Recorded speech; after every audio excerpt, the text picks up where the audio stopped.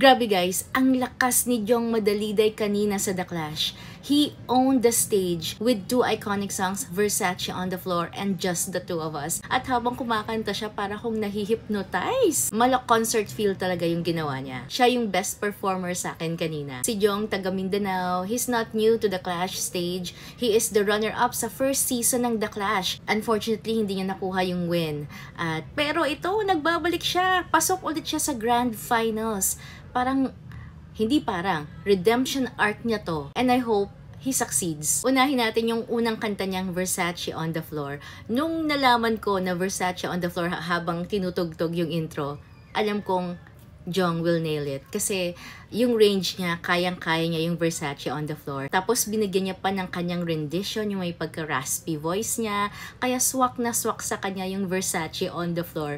It was so good. Tapos pinasukan niya ng Just the Two of Us. Hindi ko inakala na bagay yung dalawang kantang yon. Just the Two of Us was the least song na inisip ko na ipapartner niya sa Versace on the Floor. But guess what? It made sense. Ang ganda nung combination. Tapos may pakaldag-kaldag pa siya kanina. Kaya, wow, Jong. Talagang concert feels yung ginawa mo kanina. Highlight ko lang yung sinabi ni Christian kanina sa kanya na ang ganda ng song choices niya. I agree. At I also agree with Ai na ang gwapo talaga ni Jong kapag kumakanta siya.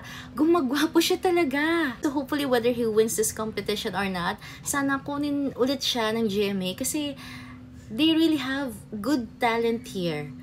Actually, alam ko siya pa rin yung may highest views ng performance sa The Clash. I think sa YouTube siya pa rin yung pinaka-highest viewed performance doon kasi ganun siya kagaling. Kaya exciting next week kasi grand finals na ng The Clash at hindi lang si Jong, pati si Arabelle. Redemption arc nila itong Clash season na to kasi runners-up sila nung time nila eh. Pero wag nating minosen sila Jewari at saka si Leah Fur kasi magaling din sila. Actually, yung number 1 kong performer tonight was Jong, then Jewari, then Arabelle, then yon si Leah Fur. Pero guys, kasi parang clean slate sila next week eh, kaya it's anyone's game. Pero hopefully makuha ni Jong ang championship this time. Pero syempre, hindi natin hawak ang tadhana. May the best singer win.